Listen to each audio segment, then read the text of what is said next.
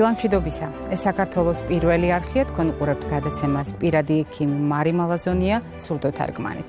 ჩვენ საუბრობთ ადამიანზე. ეს გახლავთ ის საკვანძო ფრაზა, რომლითაც ჩვენ ყველა გადაცემას ვიწყებთ, ის არის მთავარი გასაღები, რომლითაც ჩვენ შემოვდივართ თქვენს ოჯახებში სტუმრად.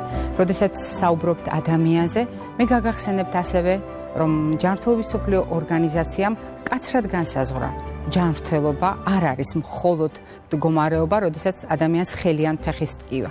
ჯანმრთელობა არის ადამიანის სრული ფიზიკური, მენტალური და სოციალური კეთილდღეობა. ეს კი იმას ნიშნავს, რომ დიახ, შეიძლება ჩვენ არ ვტკივა არც ხელი, არც ფეხი, არც კუჭი და არც გული, მაგრამ არ ვართ ჯანმრთელი მხოლოდ და მხოლოდ იმიტომ, რომ ჩვენს ფსიქიკას აქვს პრობლემები და ასეთ შემთხვევაში ჩვენ ზუსტად ისევე გვჭირდება რისკების გათვალისწინება, გამოვლინების, ანუ ნიშნების ამოცნობა და რაც მთავარია, ზრუნვა სხვადასხვა პრობლემის თავიდან ასაცილებლად, ან გართულებების, ან შედეგების თავიდან ასაცილებლად, როგორც ამას გავაკეთებთ მაგალითად გულის დაავადებების დროს. შესაძლოა ეს პროცესი ბევრად უფრო რთული იყოს, იმიტომ რომ საზოგადოება არის თუ არა ამისთვის მზად. ეს არის მნიშვნელოვანი. ჩემი მწვანებავთა ნიშნავს იმას, რომ ჩვენ სოლიდარობას უცხადებთ ფსიქიკური პრობლემების მქონე ადამიანებს და ეს არ არის მხოლოდ ამ გადაცემაში, თუმცა მე მინდა წარმოგიდგინოთ დღევანდელი ჩვენი გადაცემის სტუმარი და შენიშნავთ, რომ მწვანებავთა ჩვენ სტუმარსაც ამშვენებს რეალურად სტუმრებსაც.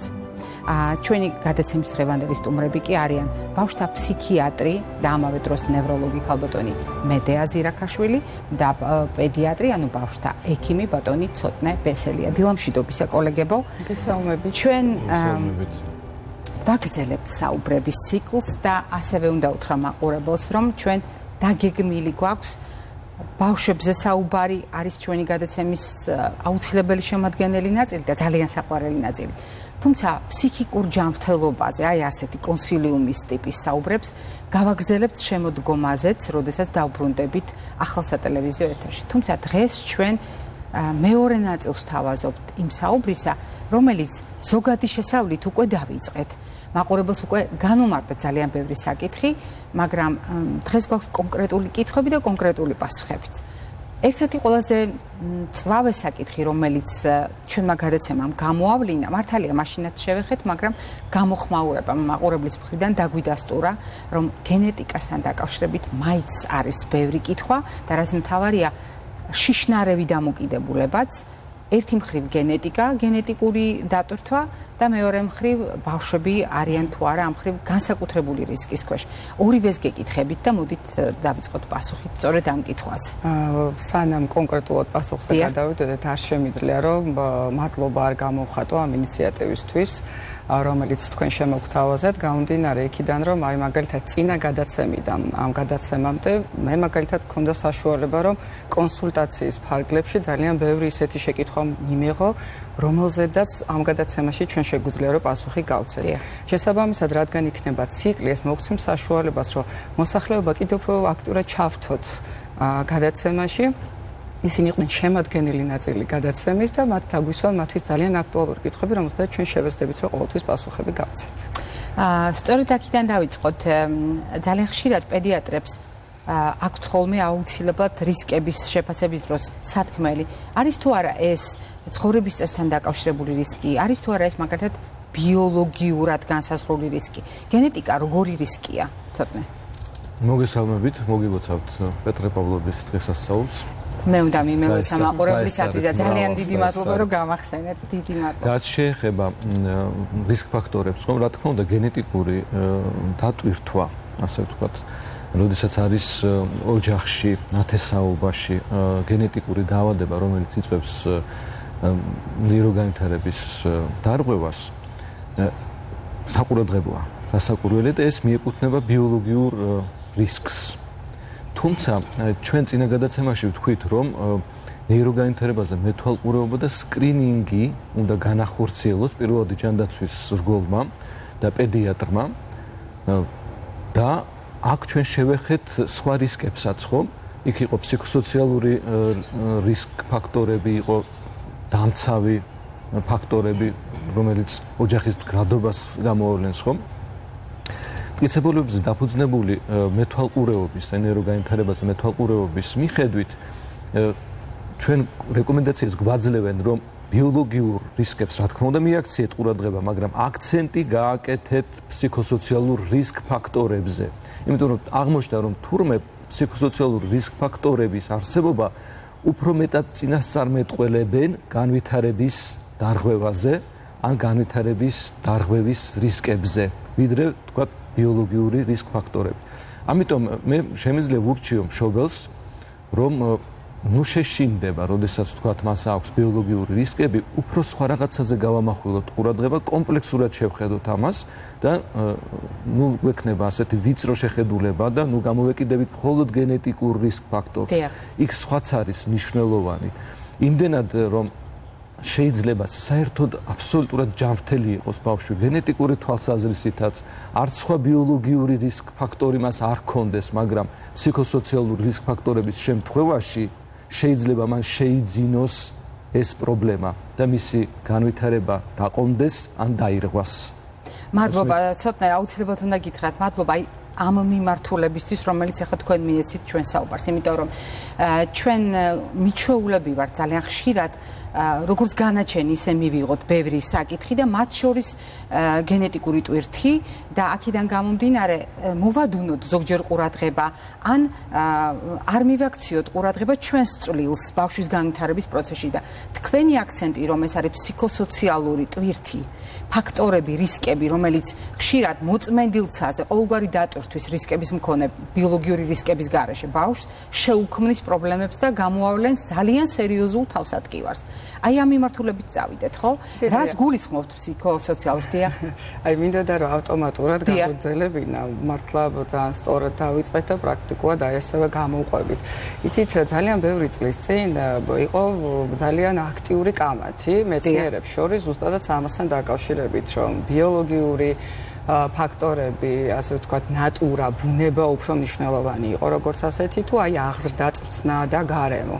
და ნამდვილად ამამაც შეგვიძლია ვთქვათ, რომ დღესდღეობით ეს პრობლემა გადაიჭრა, იმიტომ რომ აღმოჩნდა, რომ ეს ჩვენი ტვინი ისეთი მაღალ ორგანიზებული ორგანოა, როგორც ასეთი, რომ მხოლოდ ბიოლოგიური ფაქტორი ან მხოლოდ გარემო ფაქტორი უკვე აღარ იყო საკმარისი იმისათვის, რომ ის რთული მექანიზმები აიხსნა, რომელიც შეიძლება საფუძვლად ედოს თუნდაც მენტალური ჯანმრთელობის პრობლემებს. შესაბამისად, აი შემოვიდა ზუსტად ადამიანის განხილვა, ადამიანის პრობლემების განხილვა ბიოფსიქოსოციალურ ჭრილში და აბსოლუტურად ვეთანხმები ცოტნეს, რომელმაც აღნიშნა, რომ თურმე ფსიქოსოციალური ფაქტორების 60% დაახლოებით, ანუ 60%-ით ახდენს გავლენას, მაშინ როდესაც გენეტიკური წინასწარ-განწყობა მხოლოდ 40%-ია აქედან. ზოგიერთი კვლევით ლაპარაკიც არის ხოლმე 20 საშუალოდ 20-30%-იც კი არის ზოგიერთ მაშინ მითითებული, ხო, ნაშრომში. მithumetes, ხო? აქედან გამომდინარე, აი ძალიან მარტივად ესეთი მათემატიკურად რო შევხედოთ, აი თუ განვიხილავთ, ჩვენ გვაქვს მაგალითად 100 ბილიონი ნეირონი.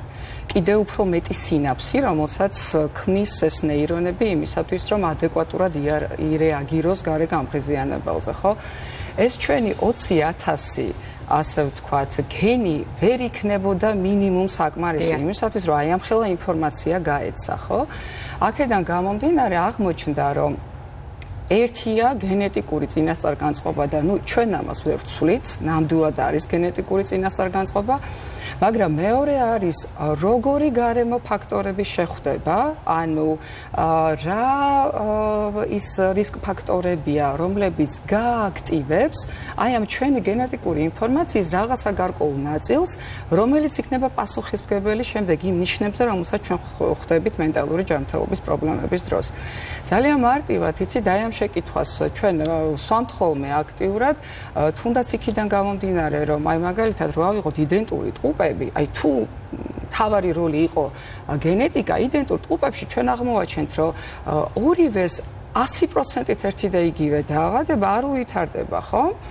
შესაბამისად, მინიმუმ აქედან შეგვიძლია ვთქვათ, რომ ეგ არის იდენტური გენეტიკა, იდენტური გენოტიპი, მაგრამ კლინიკური გამოვლინება თუნდაც ერთი და იგივე დაავადებები შეიძლება იყოს აბსოლუტურად განსხვავებული.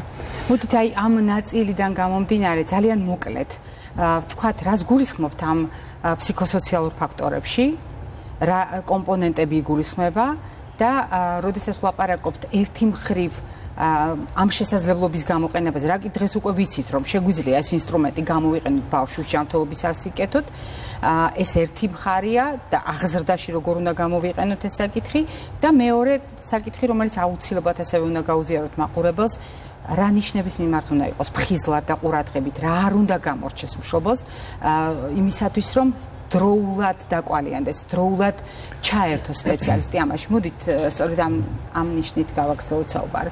იცით რა შეა საქმე? როდესაც ვამბობთ ჩვენ განვითარებაზე, მეთვალყურეობა, მტკიცებულებებზე დაფუძნებული მეთვალყურეობა და სკრინინგი. რამდენიმე კომპონენტისგან შედგებაო ჩვენ წინა გადაცემაში ვთქვით და პირველი ეს არის ზუსტად ფსიქოსოციალური რისკ ფაქტორების გამოვლინება და ოჯახის დამცველობითი ფაქტორების გამოვლინება, ხო? და ჩვენ ჩამოვთვალეთ ეს ფსიქოსოციალური რისკ ფაქტორები იყო საშუალო და დაბალი დონე განათლების აუცილებლად კიდევ ერთხელ შევახსენოთ, მოკლედ ჩამოვთვალოთ. ღირს, ეს არის საშუალო და დაბალი დონე განათლებისა, ეს არის დეპრესიულობა, ან შფოთვითი აშლილობა მშობლის, ეს არის ეთნიკურ უმცირესობაში ყოფნა, ეს არის საცხოვრებელი ადგილის არამდგრადობა და საკვების არამდგრადობა, როდესაც მატერიალურად უჭირს ოჯახს, ხო?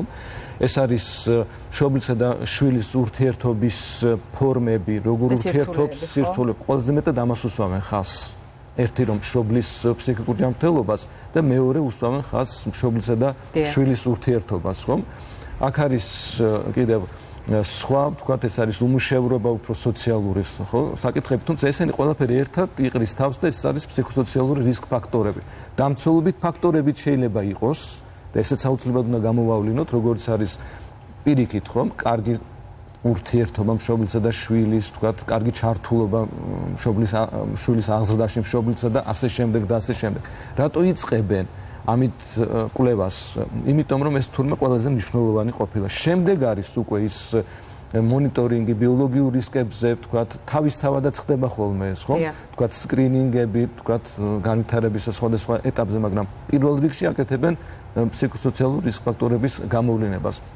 კიდევ ერთი რაც უნდა ითქვას აუცილებლად, რას ემსახურება, რა მიზანი აქვს მტკიცებულებებზე დაფუძნებულ მეთვალყურეობას, ნეიროგანვითარებას. ეს არის განვითარების დაყოვნების მქონე ბავშვების, ან განვითარების დაყოვნების რისკის ქვეშ მყოფი ბავშვების ადრეული გამოვლინება და ადრეული ინტერვენცია, ჩარევა, ხომ? ან თქვათ საპროფილაქტიკო მიმართულებით, ან თქვათ სარეაბილიტაციო მიმართულებით, ხომ? ეს ყოფილა თურმე ძალიან მნიშვნელოვანი. და რაც უფრო ადრე გავაკეთებთ ამას, ხო, მით უფრო კარგი შედეგები ექნება, გამოსავალი იქნება მით უფრო კარგი. ამიტომ ჩვენი გადაცემაც ხომას ემსახურება, რომ ინფორმაცია მივიდეს მშობლამდე და ინფორმაცია მივიდეს ასევე ჩვენს კოლეგებამდე, ხო? რას უნდა მიექცეს ყურადღება? უნდა მიექცეს ყურადღება იმას, რომ რაც შეიძლება დროულად გამოვავლინოთ განვითარების დარღვევით ბავშვი ან განვითარების რისკ ფაქტორით ბავშვები, ხო? ჩვენ ახლა ჭრა უნდა გქონდეს და იმისათვის რომ ეს ბლოკი შევაჯამოთ, ჩვენ მივედით იქამდე რომ დიახ გენეტიკა საყურადღებოა, მაგრამ გენეტიკის არ უნდა გვეშინოდეს. და მეორე, რომ გენეტიკაზე მნიშვნელოვანი რამ ვისწავლეთ და აღმოვაჩინეთ და მედიკოსებმა დღეს უკვე დანამდვილებით, როგორც ცოტნემ რამდენჯერმე გაიმეორა, მტკიცებულებებზე დაყრდნობით ვიცით და ასევე ჩვენმა ორივე სტუმარმა რამდენჯერმე შეგვახსენა უკვე პირველ ბლოკში, რომ დიახ მნიშვნელოვანია ჩვენ შევაფასოთ არა პირდაპირ ბავშვი, არამედ შევაფასოთ ის ოჯახი, რომელშიც ბავშვი იზრდება და მაგალითად, როდესაც მშობელს აქვს პრობლემები და მას აქვს სირთულეები, აი დეპრესიულობა აღნიშნეს, ხო? ამავე დროს, როდესაც არის რთული ურთიერთობა მშობელსა და შვილს შორის, ეს შეიძლება იყოს იმაზე უფრო მნიშვნელოვანი და ღირებული, ვიდრე უბრალოდ გენებში არსებული ესა თუ ის ფსიქიკური დაავადება. ჩვენ ახლა პატარა ჭრა გვაქვს და შემდეგ გავაგრძელებთ საუბარს.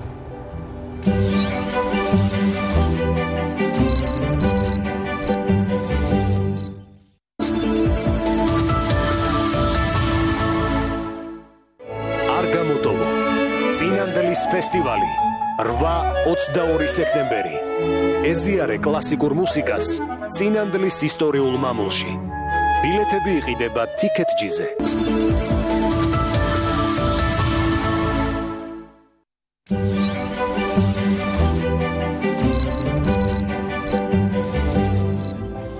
ჩვენ ვაგრძელებთ მაყურებელთან ერთად დილამშვიდობისა გისმენთ.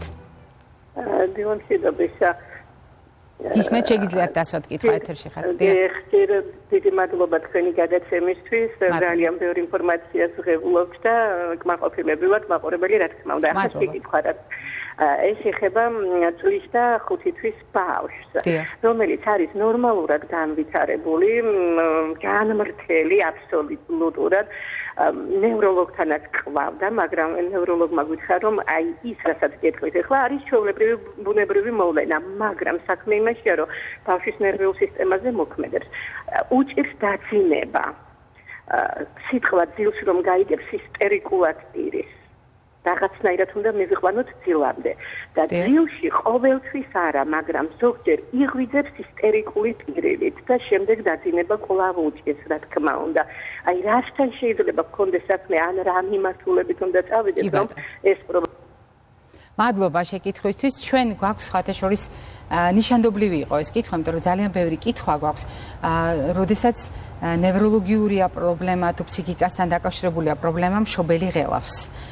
როდესაც ბავშვს ჩაძინება ასე უჭირს და იღვიძებს და ისტერიულად ტირს.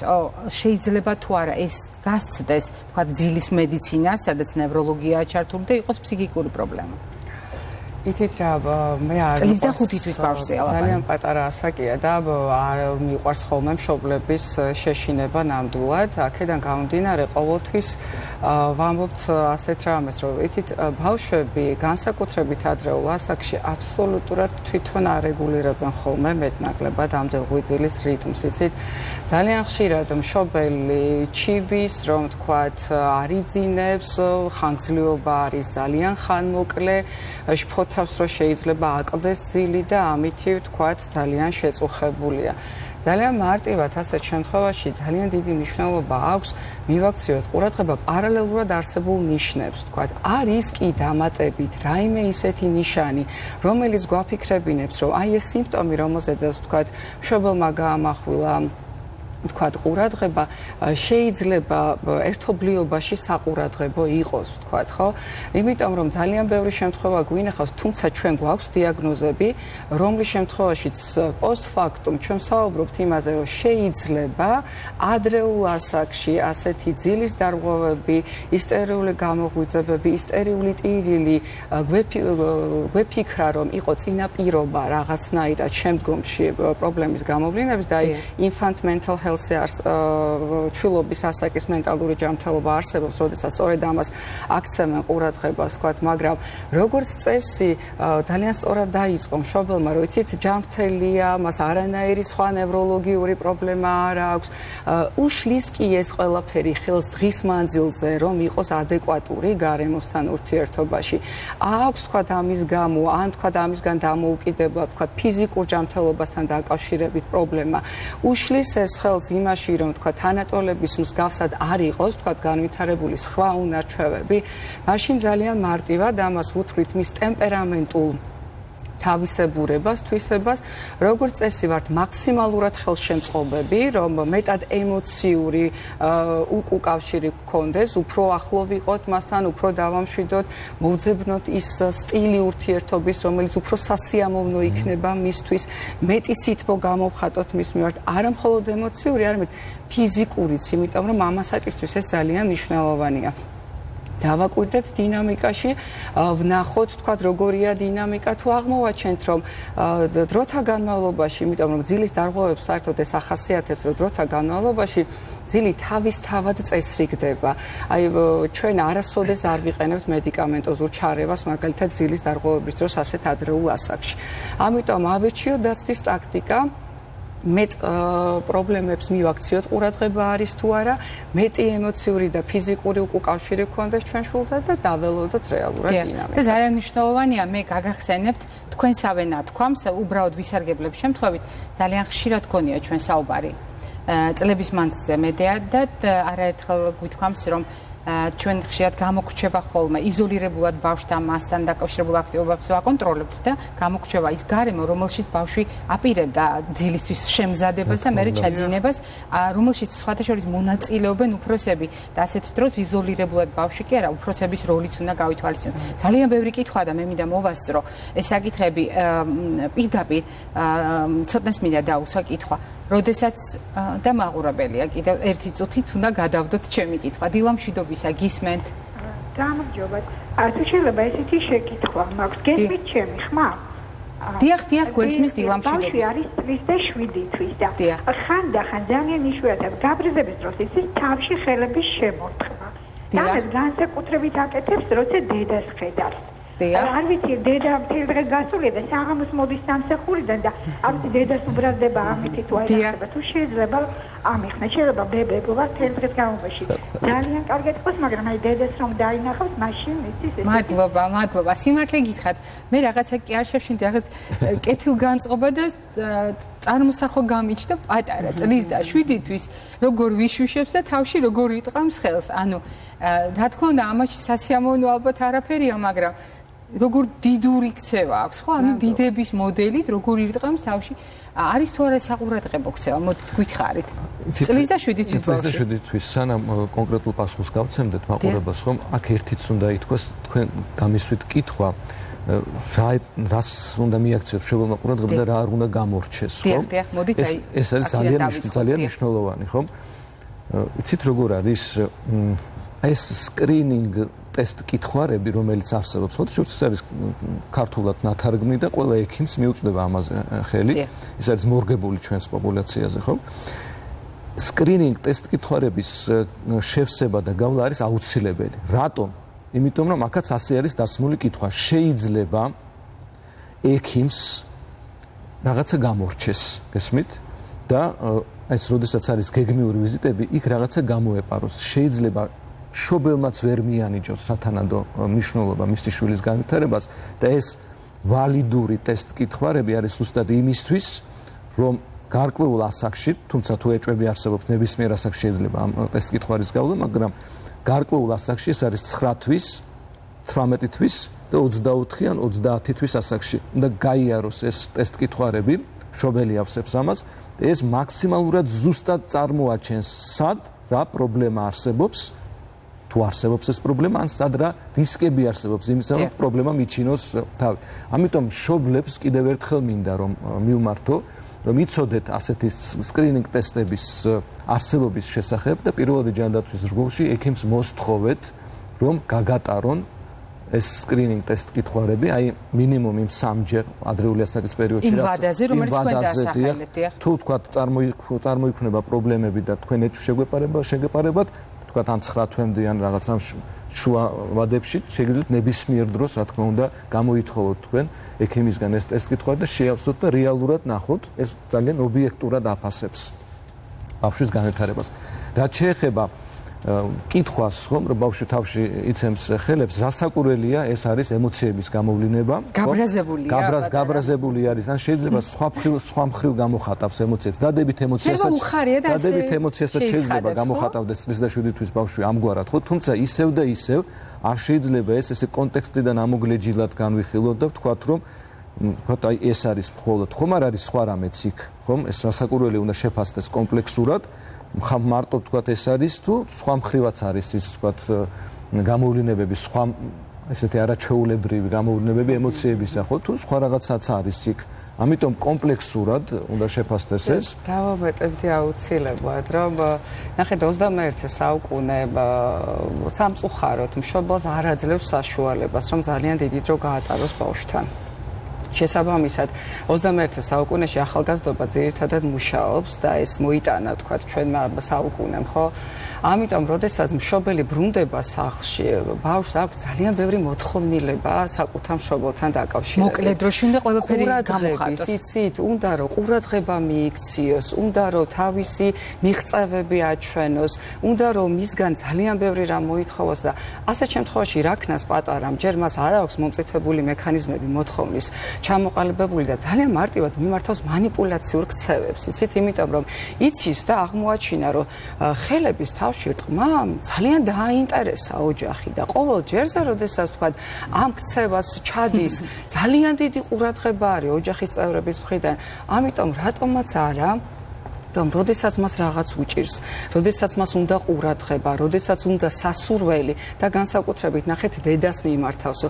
ამიტომ მოდის დედა სახლში, ხომა იქნება აუცილებლად რომ დედამ გაამახვილოს ყურადღება იმაზე, რომ ჩავანაცვლოთ აი ეს წყალებში დესტრუქციული ქცევა უფრო მარტივი ალტერნატიული ქცევით, რომლითაც მისცემს ბავშვს საშუალებას, რომ მან მიიქციოს მშობლის ყურადღება და დაუკმაყოფილოს ყველა ის მოთხოვნილება, რომელიც მას აქვს. ეს იქნება ყურადღების მიზნით, ეს იქნება სასურველის მიღების მიზნით, თუ ასე შემდეგ. ჩვენ ახლა გვექნება ვიდეო რჩევები, რომელიც სეზონურად ძალიან წაადგება ყველას და თქვენ ამ დღეებში ყველა მსგავსი რჩევა გარწმუნებთ ამაში, რომ მიღებული ცოდნა არის კარგი ინსტრუმენტი იმისათვის, რომ საკუთარი ჯანმრთელობის პრობლემები და ოჯახის წევრების პრობლემები თავიდან ავიცილოთ. მოკლედ, ვიდეო რჩევა და ჩვენი ვიქტორინა, შემდეგ კი კვების ბლოგით დავბრუნდებით. ვენური უკმარისობის და ლიმფოსტაზის თავიდან ასაცილებლად. გაითვალისწინეთ რისკ ფაქტორები. გენეტიკური წინასწარ განწყობა. ნაკლებად მოძრავი ცხოვრების წესი, ჭარბი წონა და სიმსუქნე, ასაკი, სქესი, სეზონი. საყურადღებოა შემდეგი ნიშნები: სიმძიმის შეგრძნება ფეხებში, ტკივილი, ქავილი, შესიება. პროფილაქტიკისთვის გამოიყენეთ მარტივი ვარჯიშები. თუ მჯდომარე სამუშაო გაქვთ ადგილზე ამოძრავეთ ფეხები. წამოდექით, ფეხის ცერებზე აიწიეთ და დაეშვით ქუსლებზე 8 ჯერ მაინც დღეში რამდენჯერმე. თუ მოგეცემათ შესაძლებლობა, ფეხები მოათავსეთ მაგალითად სკამზე. წარმოსახვით დაატრიალეთ ველოსიპედი არა მუხლებით, არამედ ტერფებით. გამოიყენეთ გრილი წყლის შხაპი ფეხებზე.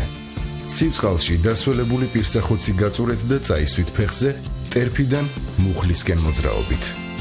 სიცოცხლის გახანგრძლივება და არა გადამდებ დაავადებათა თავიდან აცილება შესაძლებელია. სწორი კვებით, რეგულარული ფიზიკური აქტივობით.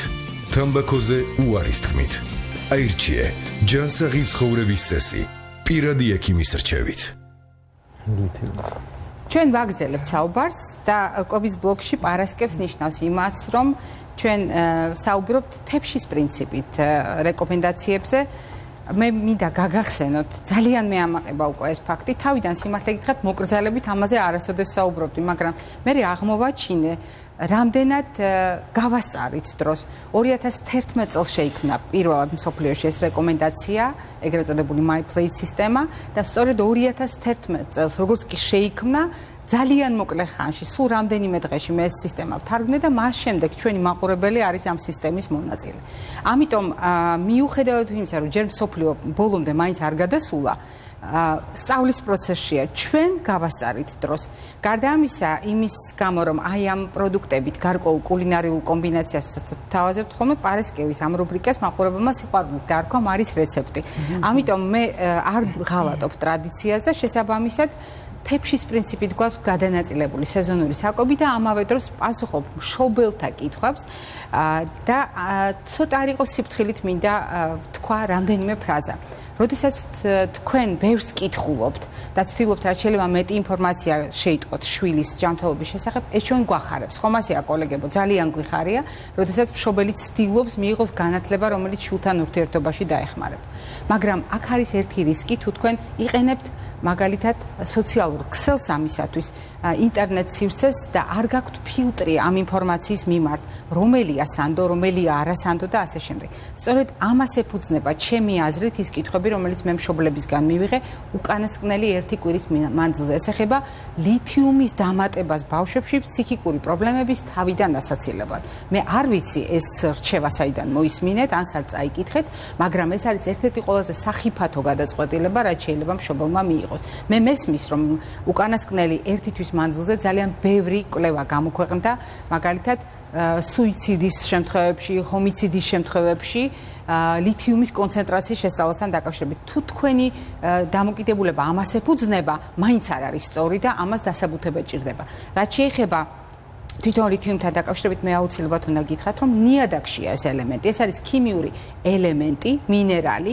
რომელიც ნიადაგიდან ხვდება შემდეგ წყალში და როგორც წესი საკვები თუ არის დაბალანსებული კვება, არ მოითხოვს საგანგებო შემთხვევების გარდა ლითიუმის ცალკე დამატებას. ამიტომ სოფლიოს არც ერთ ქვეყანაში, ანუ ფორტიფიკაცირების, გამდიდრების პრინციპი არ გულისხმობს ლითიუმით საკვების გამდიდრებას. აი მაგალითად მარილს ხო ვამდიდრებთ იოდით, მაგრამ ლითიუმით არ ვამდიდრებთ, ამის საჭიროება არ გვაქვს.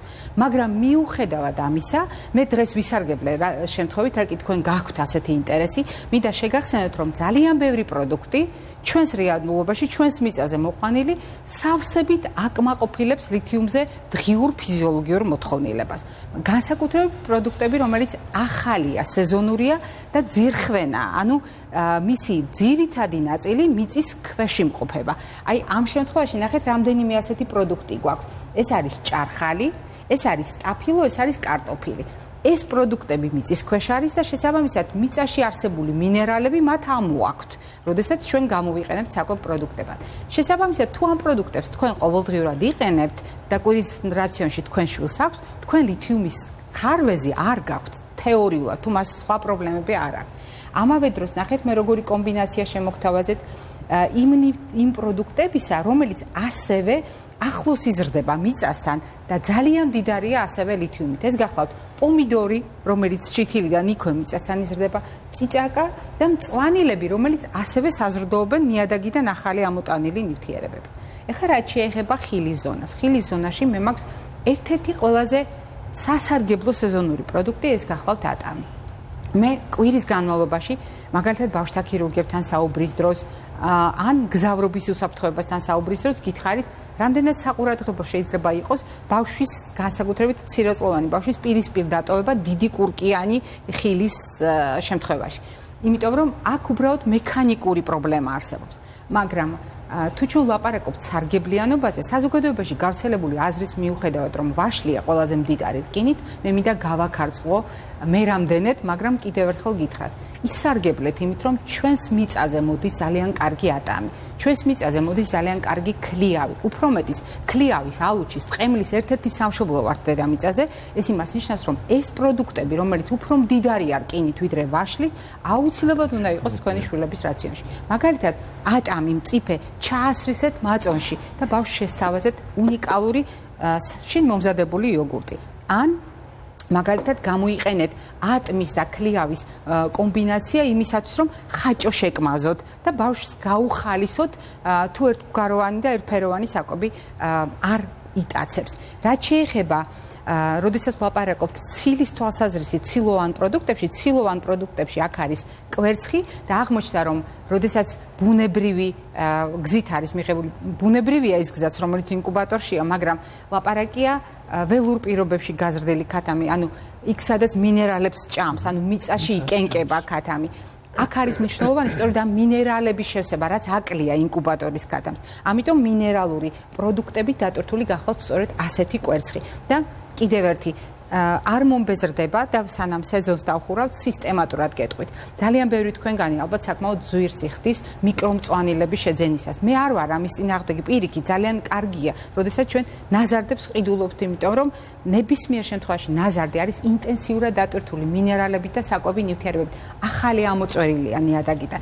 მაგრამ თუ თქვენ გაითვალისწინებთ ჩემს რჩევას და ხელმისაწვდომ რეკომენდაციას გამოიყენებთ, აიღეთ ხორბალი, დათესეთ სახლის პირობებში და ჯეჯილი გამოიყენეთ შვილებისათვის, ან გაღვივებული ხორბალი წვნიანში, სალათებში, ეს იქნება ის საუკეთესო შევსება ბავშვის ფსიქიკური ჯანმრთელობის პროფილაქტიკისთვის, იმიტომ რომ B ვიტამინის, ყველა ჯგუფის B ვიტამინის, უბრალოდ ყველა ტიპის B ვიტამინის და ერთგვარია მინერალებთან კომბინაციაში, კალციუმთან და მაგნიუმთან, რომელიც ძალიან ჭირდება ჩვენს ტვინს, გახლავთ იდეალური სწორედ ასეთი ნაზარდები. არ დაგავიწყეთ წყალი, ბავშვებს რძის ნაწარმი აუცილებლად ჭირდებათ, თუ მათ ლაქტოზის აუტანლობა არ აქვს და ადვილად ხელმისაწვდომი ცილა, როგორც არის კვერცხი. მე უბრალოდ ვჩქარო, ბევრი რამ მინდო და მე თქვა და თქვენთან ერთად რაღაც საკითხები მქონდა, მაგრამ აღზრდაზე მინდა მოვასწროთ და აუცილებლად თქვა ორივესგან მინდა მოვისმინო მთავარი ფრაზა და მე უკვე იმის მიხედვით რამდენი გვაქვს დრო. აღზრდაში მთავარი ხარვეზი, რომელიც ან მთავარი უპირატესობა, რომელიც ფსიქიკურ ჯანმრთელობაზე იკვეთება. ჩვენ შევთანხმდით, რომ აღზრდამ შეიძლება ძალიან გაგვიფუჭოს საქმე, ან პირიქით ძალიან დაგვეხმაროს. იცით რა, რადგან ცოტა დრო გვაქვს, მოდით შევთავაზოთ მშობელს თვითონ განსაზღვროს როგორი ტიპის აღზრდას ეწევა. იმიტომ რომ ეს ძალიან მნიშვნელოვანია იმისათვის, ანუ კრიტიკულად შეაფასოს თავის. იცით რა, განსაზღვროს რამდენად სწორია ის ტიპი, რომლითაც ის ურთიერთობს საკუთარ შვილთან. აი ჩვენ ფსიქოსოციალურ ფაქტორებს ფაქტორებზე ვილაპარაკეთ და იცით ის რომ მშობელს აქვს მენტალური ჯანმრთელობის პრობლემა მშობელი ამას ვერ შეცვლის ის რომ აქვს მატერიალური სიდუხჭირე იმისათვის რომ რისკი შეამციროს მენტალური ჯანმრთელობის ამას ვერ შეცვლის ის რომ თქვა რაღაცა ბევრი სხვა პრობლემა აქვს შეიძლება რომ მშობელმა ვერ შეცვალოს მაგრამ აღზრდის სტილი ეს არის ის მნიშვნელოვანი ბერკეტი რომლის შეცვლა მშობელს ძალიან მნიშვნელოვნად შეუძლია აქედან გამომდინარე მოდით დავუსვათ შეკითხვები ჩვენს მაყურებელს რომ იცოდეს აბსოლუტურად თავის დაუნებურად რა აღზრდის სტილს ეწევა და რამდენად სწორია ეს აღზრდის სტილი ვთქვათ ხო აი მაგალითად ძალიან ხშირად გვსმენია რომ მე ძალიან აქტიურად ვიმორჩილებ ჩემს შვილს და ასეთი მშობლები არიან პრაქტიკულად მომთხოვნი ხო საკუთარი შვილების მიმართ აი ერთგვარი აღზრდის სტილს ავტორიტარული აღზრდის სტილი როდესაც ისინი ყოველთვის სწორ პასუხებს თავაზობენ საკუთარ შვილებს ისინი ყოველთვის ითხოვენ მათგან რაღაცა გარკვეული წესების დაცვას აქვთ თავისი ჩარჩო და ცდილობენ რომ ბავშვს ნაკლები თავისუფლება მისცენ და ასეთ შემთხვევაში ისინი ტკბებიან საკუთარი ძალაუფლებით და ბავშვს აღიქვამენ როგორც საკუთარი ძალაუფლების ნაწილს ასეთ შემთხვევაში ემოციური უკავშირი სადღაც არის დაკარგული აქედან გამომდინარე რა თქმა უნდა მოზარდობაში და მოზრდილობაში ბავშვს და შემდეგ დასულ ადამიანს ძალიან ბევრი ემოციური პრობლემები ექმნება ვთქვათ ის მას აქვს ძალიან სერიოზული თვითშეფასების პრობლემა მან არ იცის ძალიან ბევრი პრობლემის გადაჭრის გზა და მუდმივად ხლისგან ელის მზა პასუხებს აი მოდით ჩვენ შემოდგომში ზუსტად აქედან გავაგრძელოთ და ცოტნე თქვენი მოსაზრება აღზრდასთან დაკავშირებით როგორც რაც შემიძლია რომ ურჩიო მშობლებს უფრო მეტად დაინტერესდნენ საკუთარი შვილებით. მათი ჯანმრთელობით, ფიზიკური ჯანმრთელობით, ფსიქიკური ჯანმრთელობით, ჩვენ ფსიქოსოციალური რისკ ფაქტორებზე ვისაუბრეთ, ხომ დაფიქრდნენ, თქვათ, ხომ არ არის მათი ოჯახი ასეთი რისკ ფაქტორების მქონე, ხომ? და კომუნიკაცია გქონდეთ პერსონალთან, პროფესიონალებთან, ჯანდაცვის რგოლთან, თქვათ, და სხვადასხვა. სხვადასხვა თქვენს ფრაზაზე იყო კითხვა, უბრალოდ არ ვიცი, მოკლედ მინდა რომ მიპასუხოთ. როდესაც სკრინინგის კითხვაზე იყო ლაპარაკი, თქვენ მშობელი ახსენეთ, მაგრამ თუ მშობელი არ არის ბავშვთან ყოველდღიურად, მაშინ ვინ უნდა ავსებდეს ასეთ კითხვას, ლოგიკურად დაისვა ეს კითხვა. ვინც მეთვალყურობს, ვინც არის